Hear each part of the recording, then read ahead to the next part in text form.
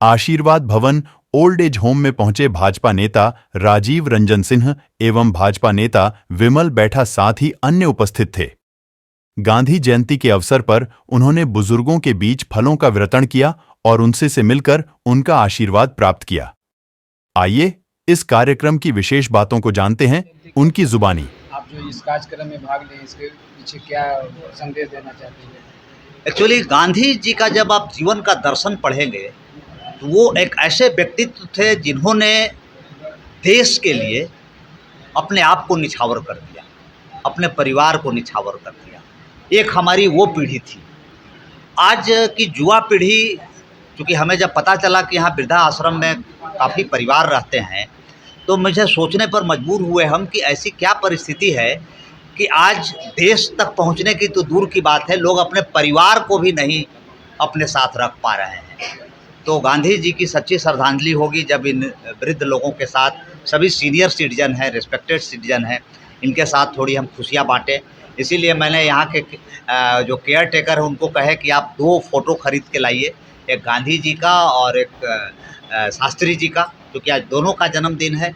हम लोग यहाँ आएंगे, उन पे फूल चढ़ाएंगे और इन लोगों के साथ हम लोग खुशियाँ बाँटेंगे और कारण जानना चाहेंगे कि युवा पीढ़ी क्यों ऐसा किया है, इसके पीछे इनसे क्या चूक हुई और हमें युवा पीढ़ी को क्या शिक्षा देना चाहिए। एक माँ बाप 4 बच्चे को अच्छी तरह से भरण पोषण कर लेते हैं और 4 बच्चे मिल करके एक माँ बाप को भरण पोषण नहीं कर पाते हैं, इसके लिए आप क्या कहना चाहिए? बिल्कुल, हम समझते हैं कि ये भारत का जो सनातन धर्म का दर्शन है उससे बिल्कुल अगेंस्ट है। हम तो सनातनी हैं, सनातन तो पूरे विश्व को अपने में अपनाने के लिए तैयार है। अगर हम माँ बाप को भी नहीं अपना पाए तो इससे बड़ा दुर्भाग्य इस जनरेशन के लिए नहीं हो सकता है। इसीलिए इस जनरेशन को हमें सही रास्ते पे लाना होगा। हम वेस्टर्न कल्चर की ओर बढ़ रहे हैं, हम मोबाइल में ज़्यादा खो गए हैं और हम जिस पश्चिमी सभ्यता की पीछे भाग रहे हैं उससे कुछ हासिल होने वाला नहीं है। हमें फिर से अपने सनातन की ओर जाना होगा, हमें फिर से अपने गुरुकुल में जाना होगा और हमें बच्चों में वो शिक्षा देनी होगी कि बच्चे संस्कार नहीं भूलें। बच्चे अपने माँ बाप को छोड़िए, अपने पड़ोस के बुजुर्गों के लिए भी मन में श्रद्धा रखें। हमें वैसा जनरेशन तैयार करना है, वैसी नई पीढ़ी तैयार करनी है। देखिए, दंड देना तो एक अलग बात है और जनरेशन को सुधारना एक अलग बात है, क्योंकि कोई एक बाप माँ का, कोई माँ बाप नहीं चाहता है कि मेरे बेटा को दंड मिले। ये आप जान लीजिए, चाहे वो बेटा या बेटी कितना भी कुकर्म करे। क्योंकि मैं पुलिस अफसर रहा हूँ, मैं देखा हूँ कि जिसका बेटा क्रिमिनल भी रहा है, उसके चलते बाप का सब घर का कुर्की जब्ती भी हो गया है, फिर भी बाप कहता है कि नहीं सर, मेरे बेटे को छोड़ दीजिए, मेरा बेटा दोषी नहीं है। तो बाप का वो जज्बा होता है, माँ का वो जज्बा होता है। तो हमें बच्चों में संस्कार लानी है, हमें इस यंग जनरेशन में संस्कार लाने की ज़रूरत है। मैं एक मुहिम चलाऊंगा जमशेदपुर में, यहाँ के स्कूल्स और कॉलेज में, और मैं यहाँ का एग्जाम्पल दूंगा, इस वीडियो को दिखाऊंगा और यंग जनरेशन के मन में भावना लानी होगी ना। जब तक जनरेशन के मन में भावना नहीं आएगी तब तक इस तरह की समस्या से नहीं निपटा जा सकता है। किसी एक व्यक्ति की समस्या नहीं है, ये समाज की समस्या हो गई है। तो इसीलिए हम चाहेंगे कि मीडिया भी ज़रूर इस चीज़ों को आगे लाए। मैं आप युवाओं को क्या संदेश देना चाहते हैं?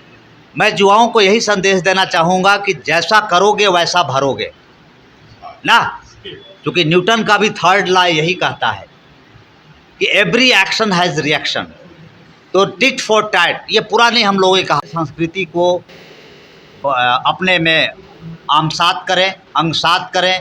भारतीय दर्शन, हमारे सनातन धर्म को अंगसात करें और जो हिंदू धर्म की जो गौरवशाली इतिहास रहा है उसके अनुसार चलें, न कि पाश्चात्य सभ्यता के अनुसार। Thank you.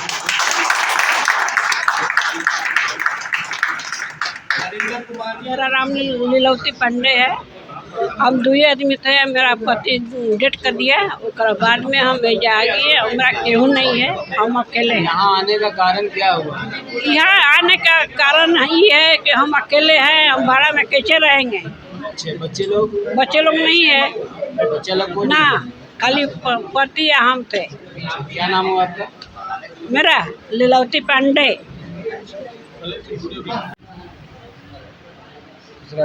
दूसरा खून अपना हुआ, अपना खून अपना नहीं हुआ, यही कारण है। कितना बच्चे हैं आपके? 2 बच्चे हैं। दोनों कहाँ रहते हैं? एक लड़की है हैदराबाद में है, उससे कांटेक्ट है, वो आती है, 6 महीनों पहले आई थी।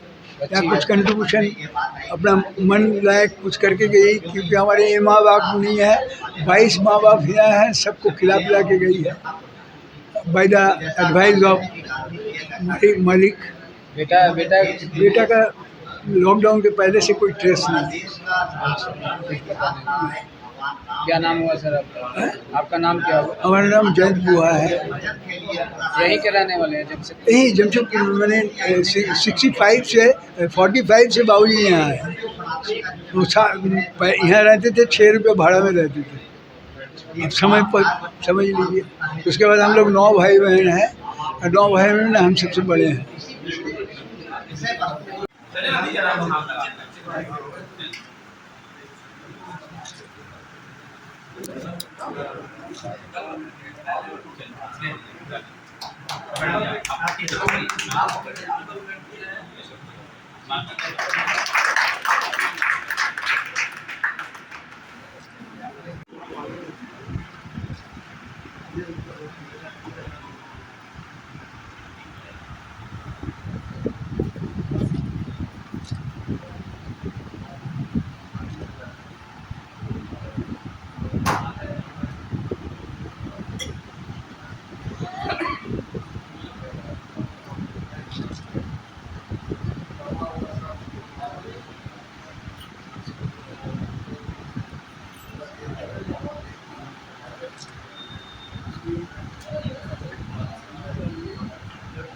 कार्यक्रम में क्या संदेश देना चाहेंगे? देखिए, ये भारतवर्ष जो है, इस भारतवर्ष में सबसे बड़ा जो रिश्ता होता है वो बाप बेटे का होता है, बेटी बाप का होता है, और परिवार का होता है।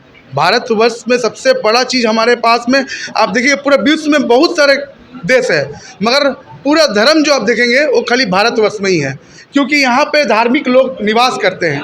जहाँ पर राम के पिता ने बस एक लफ्ज़ बोला कि बेटा तुम चल जाओ 14 साल के लिए वनवास, तो बेटा ने बोला कि पिताजी को एक बार में बोला कि मैं जा रहा हूँ, और उन्हें अपना राजपाट सब छोड़कर यहाँ से वो वनवास में चले गए।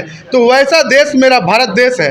मैं बस यही कहूँगा अपने युवा साथियों को कि आप प्रण लीजिए कि माँ बाप का ताकत ही आपका ताकत बनेगा, क्योंकि अगर पिता आपको आगे बढ़ाने का काम कर रहे हैं, आपको अपना नाम दे रहे हैं, तो कल वो नाम आपको देश में रोशन करना है। ये नहीं कि बाप को घर से बाहर निकाल दो, माँ को घर से बाहर निकाल दो, ये नहीं करना है। उसको विश्वास देना है कि हम जब तक जिंदा हैं ये जीवन आपका है, और इसी के साथ हमको आगे बढ़ने का काम करना है। नमस्कार, विमल बैठे। छुट्टी का टाइम थोड़ा पहले था, हमारा बाद में था, लेकिन ये लेट हुए, इसके बावजूद काफी खुशी की बात है कि आज इनसे मिलने का मौका मिला।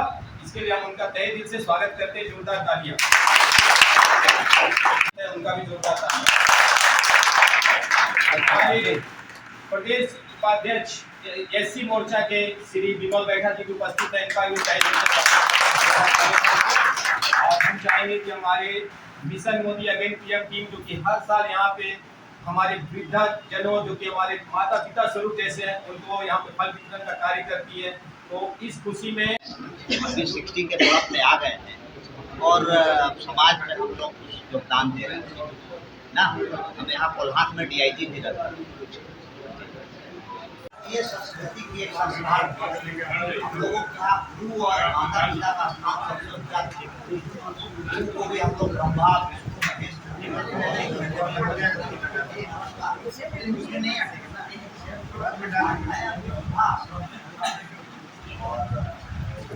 ये अपने भी तेलुगु में काम किए।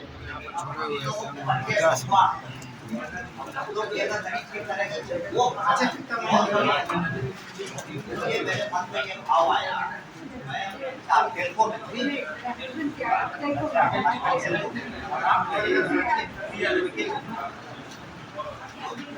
बेटा के रहने के बाद भी यहाँ रहना पड़ रहा है। यही तो हम लोग जानना